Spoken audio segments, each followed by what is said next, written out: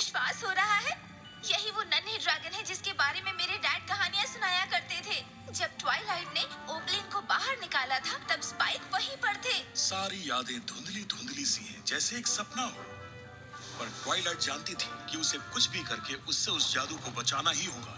इसीलिए हम dragons scaly के गलियारे में रहते हैं और हमेशा ही जादुई नींद में चले जाते हैं। ये प्लान का हिस्सा ही है। उसी के प्लान ने हम सबको बचाया। उसने अंधकार के खिलाफ लड़ने में मदद की और तब कुछ क्रिस्टल्स भी थे।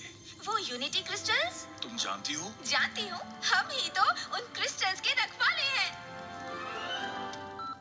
सॉरी मैं आपको बीच में रोक रही हूँ, पर उन क्रिस्टल्स और ओपलिन की असली कहानी क्या है?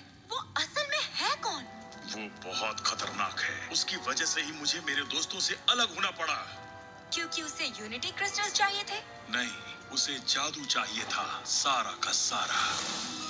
ट्वाइलाइट के राज में कई मून्स तक शांति थी। फिर एक दिन ओपलिन अर्केना आ गई। उसे स्काईरॉस से निकाला गया था। वो एलिकॉन लैंड? उसे सभी पोनीज पर राज करना था। उसे लगता था एलिकॉन सबसे ऊपर होते हैं, पर मेरे दोस्त शक्तिशाली थे। हमारी दोस्ती ने एक ऐसे जादू को जन्म दिया कि एक्वेस्ट्रिया पर कब्जा करने के लिए ओपलिन ने गलत रास्तों का सहारा लिया।